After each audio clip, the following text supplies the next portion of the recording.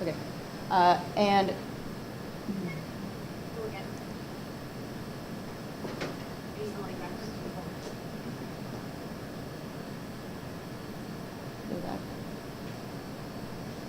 and creating a dedicated pedestrian plaza at City Hall. Incorporating the war memorials in a chronological fashion, beginning from the Spanish American and working our way forward to the Vietnam War, and perhaps planning for future memorials. Looking at the green space in front of the library, looking to expand it to make it more usable. What to do with that slope that goes down to Walnut Street, and reincorporating play space. And reinvestigating the idea that the library could expand with an addition. We know there's been studies before, so we'll take that into account and really use that as a way to create a gateway for at Medford and Walnut, giving the library an anchor, or making it an anchor point, and addressing the site as a 360 site. We'll be looking at accessible routes through the campus from the GLX through the campus to Highland, which would include an elevator and also a route on that steep hill between City Hall and 1895. And additional opportunities for recreation or amenity space. We have some space along the GLX that is opportunities for program, as well as reincorporating a sledding hill along the field. And after I review the concepts, the rest of the team, Ashley, Jack, Liz, Aaron, will talk about the multimodal transit, stormwater sustainability, and wayfinding. So the first concept is called the allée, and an allée is a walkway that's lined with trees or shrubs. In this case, we're talking about a more formal space. It's traditional. So these images here just give you the sense of what that alley might feel like. The highlights of this particular plan is that we use that first master plan that Samantha spoke about as the basis of design, and the idea that we will maintain as much of those existing features as possible, which includes the memorials being located centrally on the green between the row of trees.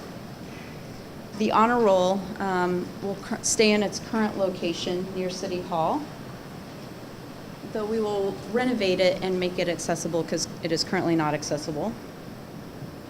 The vehicular access around the City Hall area will stay as it is, and we would maintain the parking numbers that master plan provided for. We would maintain the existing trees along Highland Ave and incorporate, where we can, vegetative buffers that would serve one as a aesthetic and also as stormwater opportunity. So this is just a list of what I just read that is there, so that when this is posted on the website, you can go back and review it. So here we're showing a cross-section through Highland Ave, just to see what that streetscape might feel like, and some images, both existing and other images, to show the ideas of this plan. So here we have Highland Ave. It's currently shared, has shared bike and car lanes. Maintain the existing trees along the streetscape. Add the new row of trees in to create the alley, with the memorial walk centrally located throughout the green space.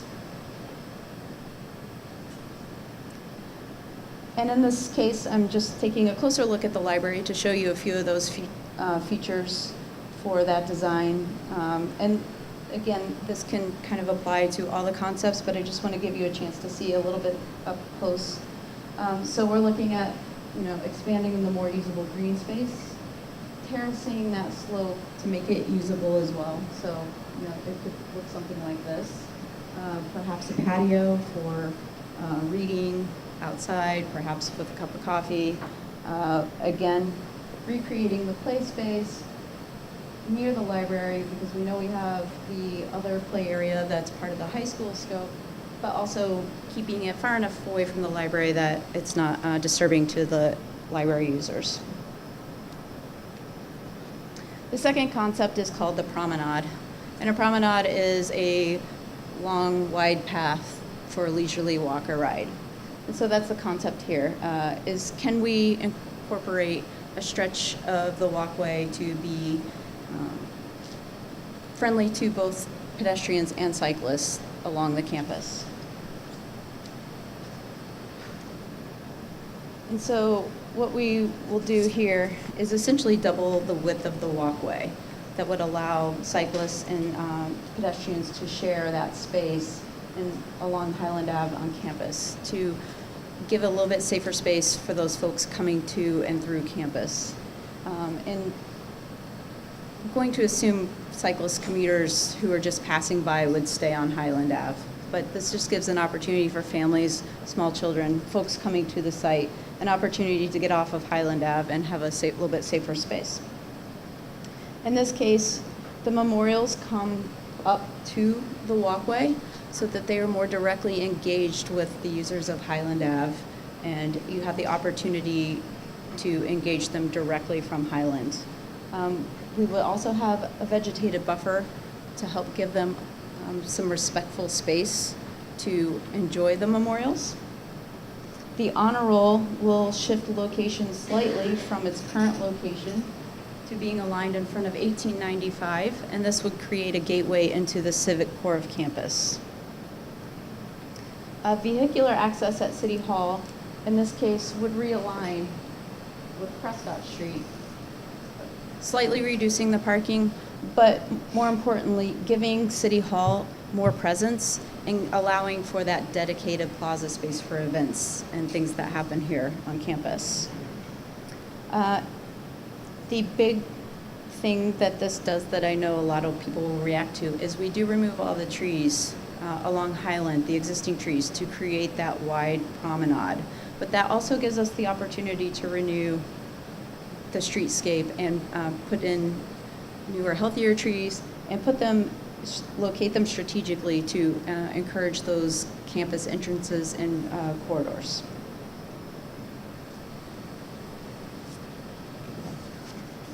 So again, this is how that might look. We see the vehicular traffic on Highland. There's a zone on the walkway for cyclists and pedestrians. Then we have the new row of street trees with vegetated buffer that could accommodate stormwater as well, and also provides that setting for the memorials. And so here are just a few examples of what that might look like with the cyclists and pedestrians sharing the same space along Highland Ave, and how the memorials might be engaged by the public as they walk down Highland Ave, and how seating and other landscape features can be incorporated into that. And in this case, we're going to take a little bit closer look at City Hall and what we want to do with that plaza space. Regardless, cars and people are going to share that space, but what we want is for that to feel pedestrian. And how do we achieve that with allowing cars to go through at the same time? So again, you can see some examples of using materials and other landscape elements to create what feels like a pedestrian space, but allows cars to be there when they need to be. And also, it looks like a lot of pavement, but there's the opportunity to also make that hardscape, environmentally friendly, porous pavements and such. Excuse me. And our third concept is called the Concourse. A concourse is a gathering or a place, big space to come together. At Central Hill, we have two of those. We have the hardscape in front of City Hall, our event plaza, and we also have the large green space in front of the library. And the memorials are our link to tie those two spaces together. So in this case, we have the memorials are, again, integrated closer to to Highland Ave, but they're set just a little bit further back, so they really have their own space. So as you're walking along Highland, you can take a step off into a more landscaped space to enjoy each of the memorials.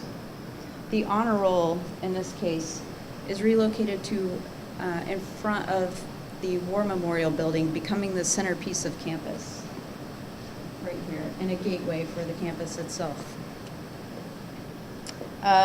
Similarly to the Promenade, the vehicular access at City Hall realigns with Prescott Street, giving space for that pedestrian plaza at City Hall.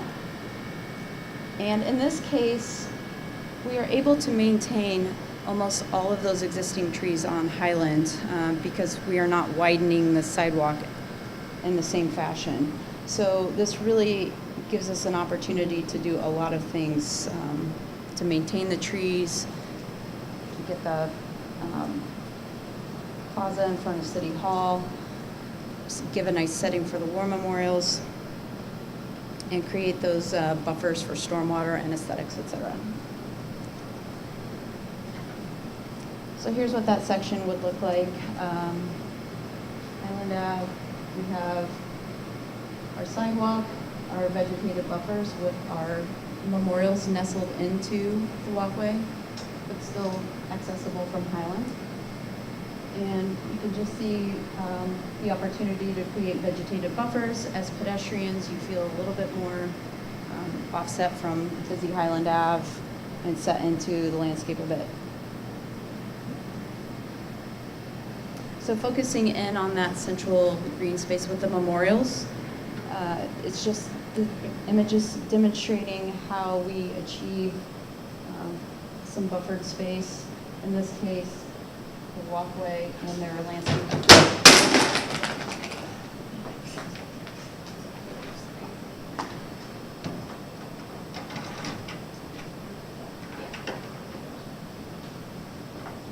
There are opportunities to create those spaces with landscape elements off of the walkway.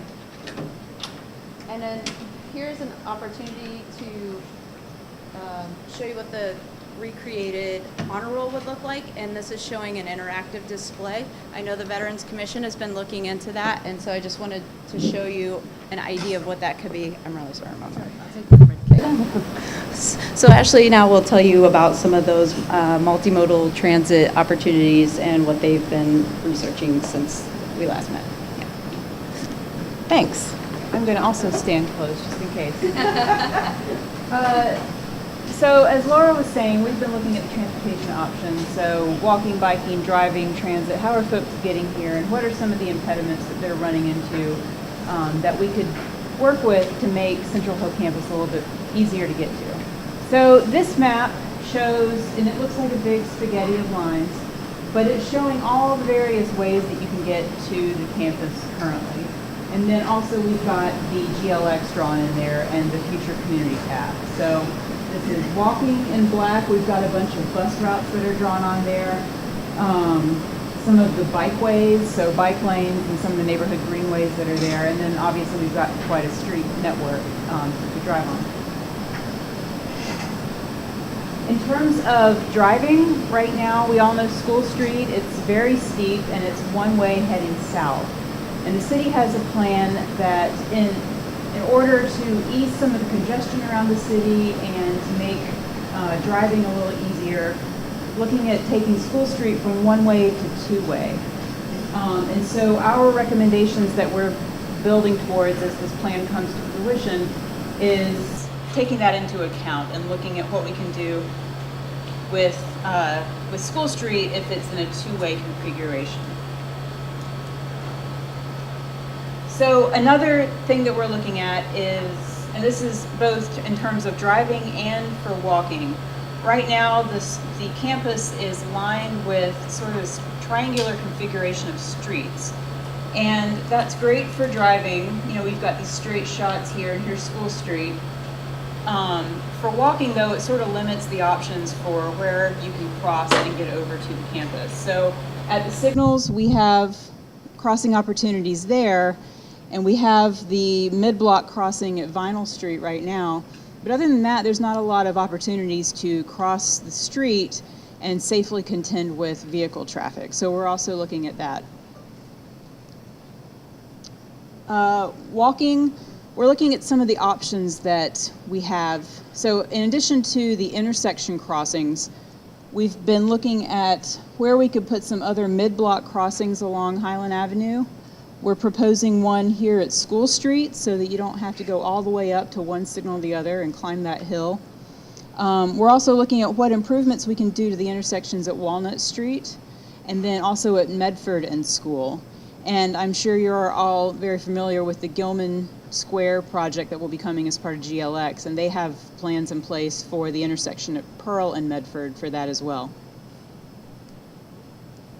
So I just spoke about the mid-block crossing that we are looking at proposing for School Street, and this would be at Madison Street, so sort of just in line, just behind the edge of City Hall.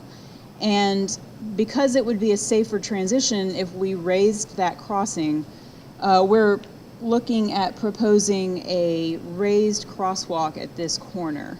And so not only would that provide a marked crossing for pedestrians, but it also raises them up by 4 to 6 inches, makes them more visible to vehicle traffic, and also slows cars down naturally, especially if that street's going to be going two-way. Speeds could get, fairly high coming down the hill, but if we've got this mid-block crossing that basically functions like a speed hump, you bring them up, bring the cars down, that's going to naturally make people want to slow down as they come down that hill. We've also proposed a curb extension over on the campus side, and what that does is it allows us to keep parking on that side of the street, and I'm sure you've seen these all over the city, it bumps out the sidewalk a little bit so that drivers can see pedestrians more easily as they're trying to cross the street there. And there's a picture of one here. There's a number of these around town. We also are looking at opportunities to cross Highland, because again, right now it's a very long street between the signal at Walnut and the signal at School Street. With, other than the vinyl crossing, there's not a lot of other opportunities there to get across the street. So here, this is right in front of the main building here. We've got 2 more curb extensions, a marked crosswalk, and we're also looking at putting in a rectangular rapid flashing beacon. And you've seen these before. These are the ones that you push the button and the yellow lights flash really quickly, and it just reemphasizes that motorists need to yield to pedestrians who are in the crosswalk. Up at Medford and Walnut, we have some other safety improvements that we're proposing there, some more curb extensions to shorten those crossings. It is a signalized intersection, so there are pedestrian signals there currently, but these curb extensions would make the distance that you're walking across much shorter, and also, like I said earlier, get pedestrians out so that motorists can see them as they're approaching those crossings, make them more visible. As far as biking goes, we are up on top of a hill, and it's sort of tough to get here if you're on a bike. Same argument can be made with walking and climbing the hills. In particular, School Street coming up the hill is a tough slog, and it does not have a bike lane currently. Medford Street does. It's also uphill. But this is just sort of the 5 primary routes that people would be walking or biking to the campus most likely, and what that grade looks like as you're coming up the hill to get to the campus. So like I said, School Street right now does not have a bike lane on it, and we're proposing that that could change, and maybe we could have what we call a climbing lane. So it allows bicyclists to get out of the way of cars, kind of climb the hill at their own speed, and we all know when you're on a bike and you're climbing a hill, you sort of sway back and forth a lot. So this gives extra space for bikes to work their way up the hill at their own pace. Bike parking goes hand in hand with bike access, and so we're proposing a number of locations both on the campus and in the surrounding area where there'd be facilities to lock up your bike, so either covered long-term parking or just inverted U racks that are easy for quick parking, and you can come back out in 30 minutes, 2 hours, and your bike is securely locked up. As far as transit goes, when we're talking about rail transit, we've got the GLX is coming. Gilman Square Station will be on what is now the back side of the campus, but as was described, it won't necessarily be the back side in the future. This is going to be a primary access point for pedestrians coming in and out of the campus, as well as the corners. The community path will be a shared use path for bicyclists and pedestrians that will run parallel to the Green Line, and that's going to be another big access point for the campus, is folks who are coming, walking, or biking and coming in from that side at where the station will be. And Justin Mailing is here in the blue shirt. He's the liaison for the Green Line and the GLX project and Gilman Square. So if you have questions about that in particular, he's more than happy to answer those once we wrap up and break out to sessions. So please find him if you've got particular questions about Gilman Square or the GLX. Transit, we're also looking at bus stops. There are 2 routes that serve Highland Avenue right now, and some of the stops are sort of close together, some of them are a reasonable distance. MBTA has expressed an interest in converting some of these stops to what we call far side stops. So what that means is if you have an intersection and you're on the bus, when the bus stops before the signal and lets folks off and on, that's a near side stop. So you're on the near side of the intersection. But for operational purposes, a lot of times it can work better for the bus to go through the intersection and stop on the far side. That means they can serve the stop, folks can get on and off, and the bus isn't stuck there waiting behind whatever signal cycle it is. So we've been looking at opportunities for doing that, but it's something that has to be balanced with where our pedestrians or bicyclists or whoever's using transit coming from and going to. So in this case, these blue dots mark the current locations of the bus stops. We're looking at potentially relocating the bus stop eastbound at School Street to the opposite side of the intersection. That would reduce the distance and the number of crosswalks that students have to cross to get to school in the morning. So that's a big concern. And similarly, with that same corner, we're looking at keeping the bus stop where it is, because that way students don't have to cross any crosswalks in order to get to the bus to go home in the evenings. The 2 stops here at Midblock, you might have noticed on that previous slide where I showed the Midblock crosswalk on Highland, those will be staying in roughly the same place that they are now. And they're going to work really well with that new Midblock crossing that will have the flashing yellow beacons.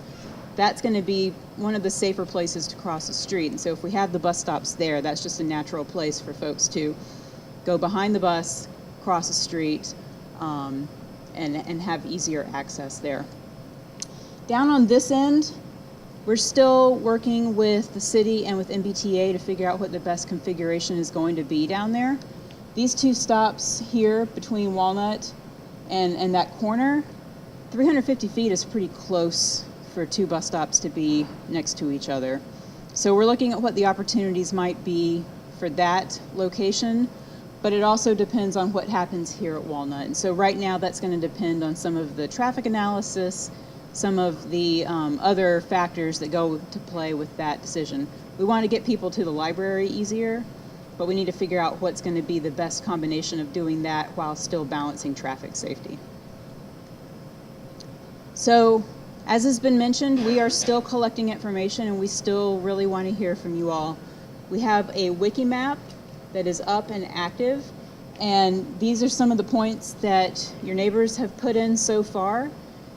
It's really easy to use. You go in and you drop a point and you tell us what you think about that point. So we want to know things like, where are you coming on campus? Like, what kind of difficulties do you have getting here? What do you really like?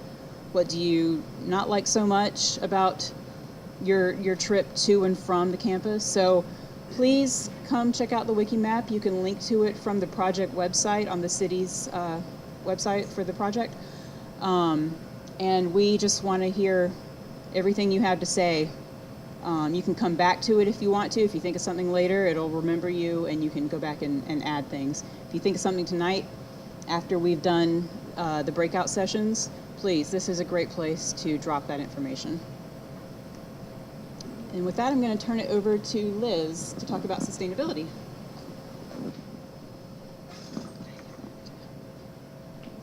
Great, thank you. So as we mentioned earlier, we're going to be talking about two sustainability-related objectives for this campus plan.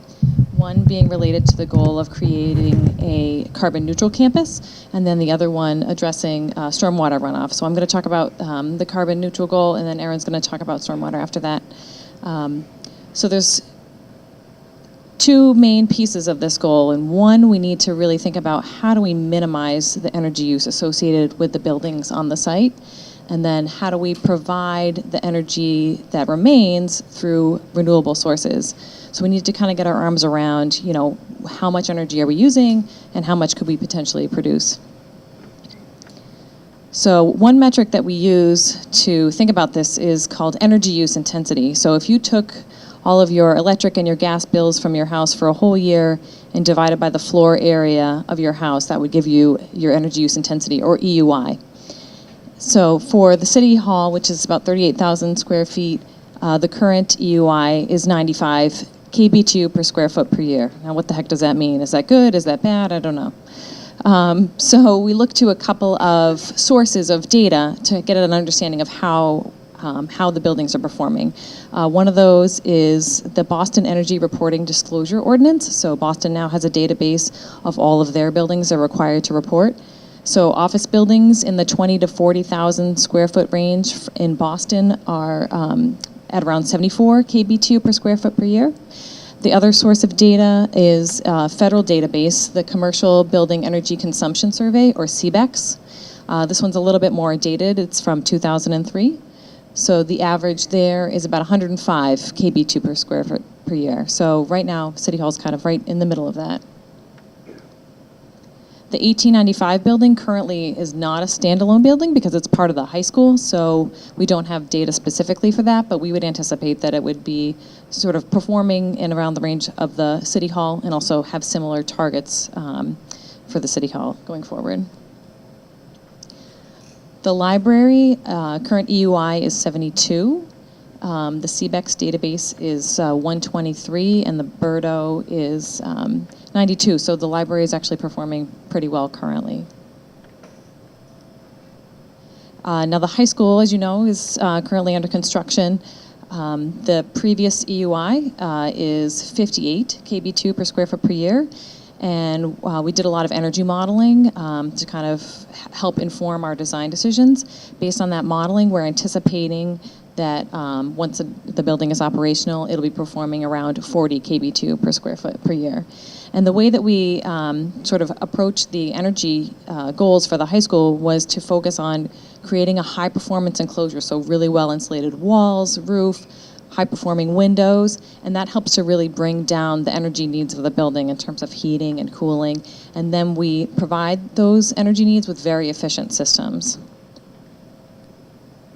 So moving forward, as we think about the evolution of this campus plan and renovating the 1895 building, City Hall, and the library, we also want to be using EUI as a way to understand where we need to be to meet that carbon neutral goal.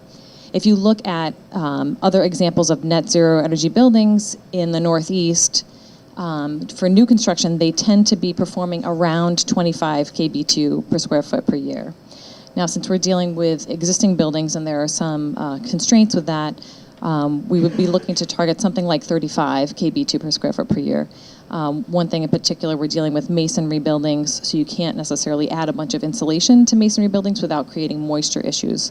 But overall, we are going to be using the same kind of approach, thinking about how to make the enclosure as robust as possible to limit the energy needs and then provide those services with very efficient systems. And certainly considering all electric systems as a common strategy for targeting net zero and carbon neutral projects. So the other piece is thinking about, how can we get the energy that we need from renewable sources.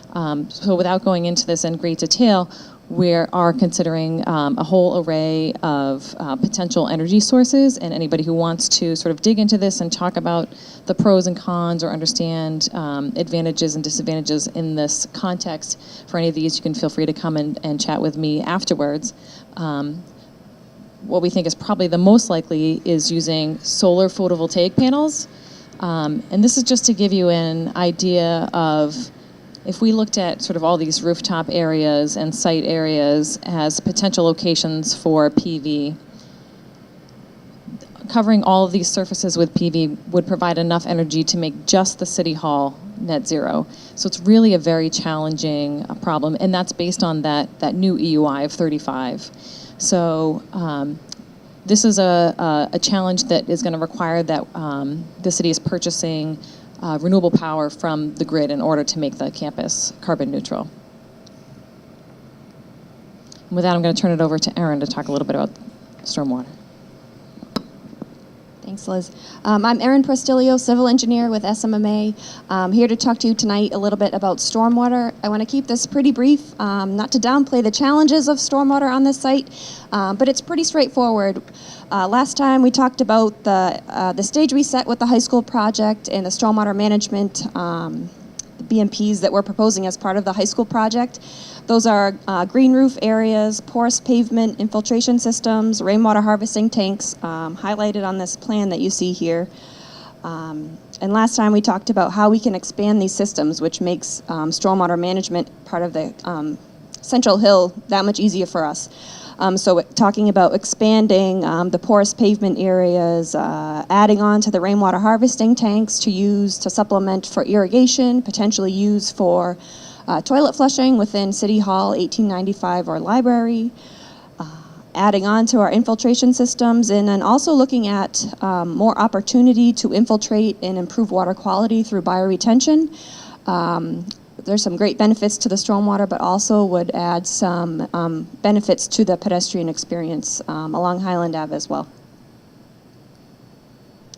This is a graphic to help folks kind of understand what's happening with the stormwater on the site. So if you're working from the right side of the screen to the left, we have, this is during any rainfall event, you have rainfall falling on the roof. Thanks, Lorraine. Rainfall falling on the roof, and from there it will take time to infiltrate through the soil and through the plant medium there. It eventually will get collected into the plumbing system in the building, routed through the rainwater harvesting tanks. I said for the high school project, used to supplement irrigation supply on the lawn areas around Highland Ave. This overflows to the infiltration systems on the site. We have the porous pavement, again, offering opportunities to infiltrate runoff, overflowing to the infiltration system, and then again highlighted is this opportunity to add bioretention. Again, another means to infiltrate, improve stormwater quality, all before finally getting collected, I did it again, finally getting collected into this city's stormwater system. So again, if you have any questions about any of these things, I'd love to catch up with you at the breakout sessions. I'm going to hand it over to Jack right now, who's going to talk about wayfinding and signage. Thanks. Sure. Whatever works. Yeah, I'll try it. If it starts being weird, then I'll stop. All right. So I'm just going to take a quick run through the kind of pieces that we are considering for the wayfinding and signage aspect of the campus plan.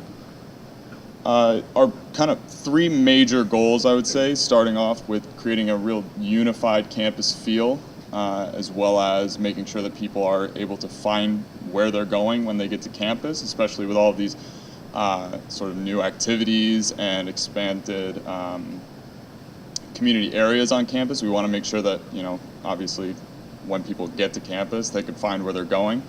And then third is to provide useful information about the site and the city, as well as the memorial specifically, to people who are visiting. So understanding what signage exists in the current high school plan, we kind of took a step back and kind of considered all the different signage types that we might include in the full campus plan. And so we started off, the kind of top level is general area markers, so understanding kind of like if you go to a college campus, a lot of times they have the banners on the side of street poles. This is kind of that level signage, making sure people understand where kind of the major gateways are, as well as kind of feel that they're on campus when they're around. Level 2 is all vehicular signage, that's identifying vehicular gateways to the site. 3 and 4 are the pedestrian signage opportunities, so those like directories as well as specific wayfinding directional signage. Then 5 is more of that informational panel, so things, mostly what we're considering is placards near the each of the memorials, so giving some background information as well as kind of additional, historical information on them. And then level 6 is the, these are kind of based off of a lot of what are the major connection to the high school plan, which is the building signs that are going out in front of each of the structures on campus. So now here is just like to show, and the colors and numbers correspond to the slide before. These are locations that we think would be optimal for including signage around campus. This is over the third concept that we talked about earlier, but these really apply to almost any of the concepts. It's slight variations depending on what would be the best passageways through campus. And then this is just an opportunity to show what a directory might look like, showing kind of what things we might highlight, specifically like building entrances, as well as kind of the difference in the educational and civic cores, where we can get people to go, get where they're trying to go. And that is it for wayfinding and signage. So it looks like we have about 20 people. I think we should probably break into 2 groups would be best. If we want to take the 2 furthest apart, that way we won't interrupt each other.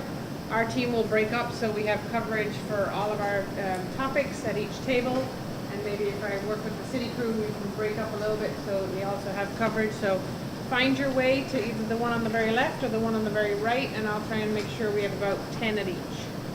We're going to have about 30 minutes, and we have plans of the 3 options here, so plenty of time to talk about each thing. If you have to go before we come back together, there's an exit survey on the table, so you can let us know which design option you like the best, and if you have any specific comments that you'd like us to take into consideration. So they're just right there back on the table. Yeah. So I think the goal here is to draw on these things as much as we need to. Yeah, feel free. The markers are here. Yeah. Yeah, thank you.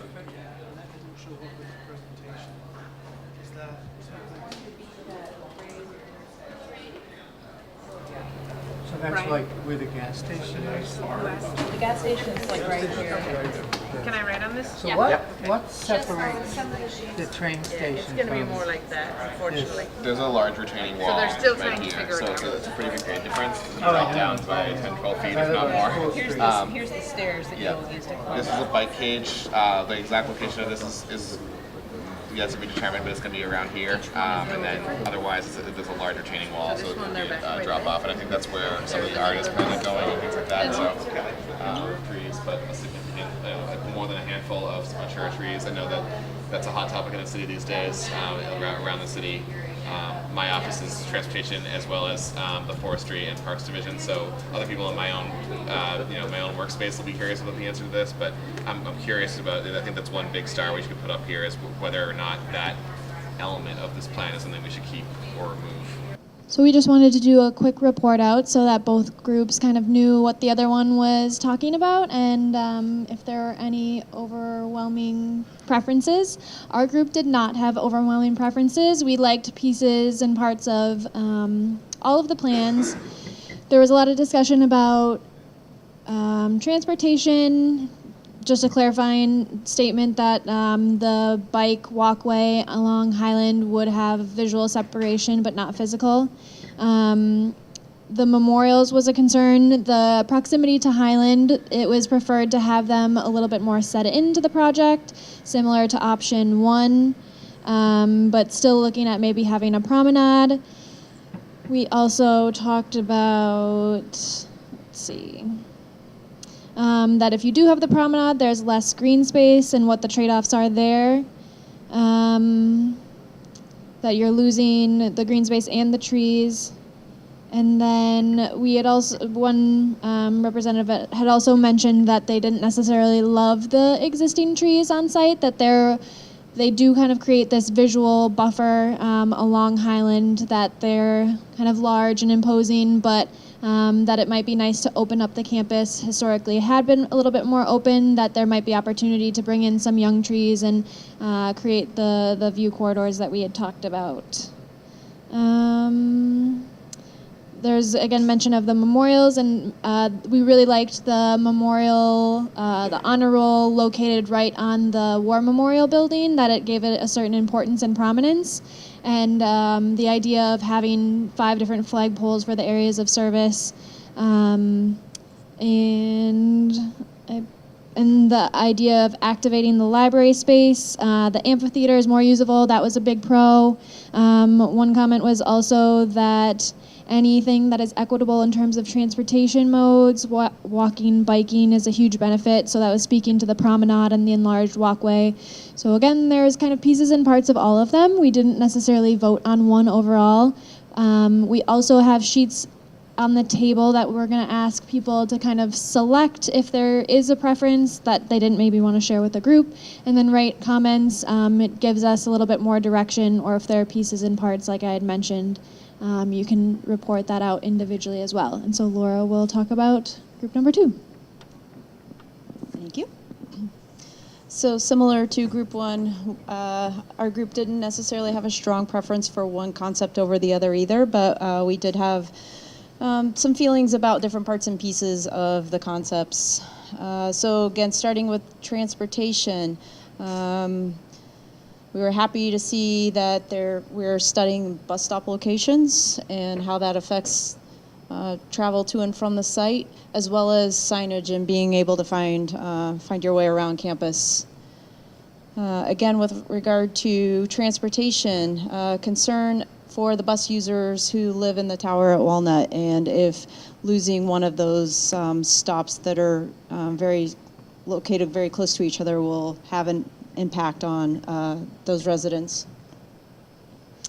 With regard to the promenade scheme, the second scheme, one member of our party was very opposed to losing those existing trees and feel that it's very important to maintain as much of the mature tree growth as we can. Let's see. Oh, again, with the promenade, having the memorials located directly onto the walkway, the idea that walking your dogs could actually be a detriment to those memorials and those spaces, which is a very good point. With regard to the concourse, our group tended to prefer the memorials to be located just slightly off of Highland and having that vegetative buffer to provide that nice, respectful space for the memorials. Let's see. We talked a little bit about the community path, that we have that small space that's open for programming, and some ideas that we talked about were perhaps having some interactive art, opportunities for seating, or perhaps something that just, if you're walking with children, allows you to take a few minutes to stop and spend a little time together there. With regard to sustainability, just again, I know Ms. Liz talked about this, talking about to what extent PV and other sustainable options can be implemented. We also talked about the field that is part of the high school scope and the seating opportunities there. We know that it's limited, and in all cases, we are looking at our ability to incorporate additional seating as much as possible for folks who are attending events there. With the memorials located in the middle of the green space, that might impede other events in not allowing having larger spaces for other events to be held without, being too close to the memorials and impeding their space. So that's it. Overall, great comments. Thank you, everyone. Thanks, guys. So it is not a majority rule on the slips. We just are trying to get a sense of the feel of the room. So please do fill in what your preference is. Just from hearing the feedback, I think it's going to be a sort of amalgamation of the three concepts, taking the better parts of all three and putting them together. Just to remind everybody of our timeline, we will be back before you with hopefully a new edition of the plan on October 18th, and our goal is to complete this study by the end of the year. So for us, we have a few next steps. We need to take this feedback back to the committee, discuss all the pros and cons of the three options, what we've heard tonight, what we've heard at the previous meeting, to move forward. We will then develop phasing, scheduling around this, when things could be implemented. It is not necessarily going to be a single phase project implementation. There are things that can be done over time that can be sequenced in and out separately, and also understanding what the cost of this is and how the costs are going to be appropriated for this work, and when that means that this work will occur. So there's a lot of work for us ahead, even just to finish this study, and everything we do will be posted on the project website. So the presentation tonight will be there for anybody who wasn't here, who wants to go back through it, and as we move forward, everything else will be on that. So with that, I'll pass it back to Kristen.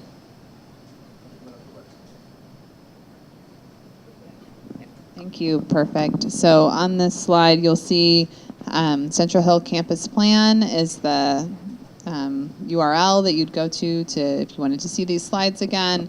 Also, if you haven't already and you want to get email updates, please put your email address down so I can add you, just so you are aware, and we'll remind you about the meetings, let you know how things are progressing, and just really want to thank all of you for coming tonight and taking the time.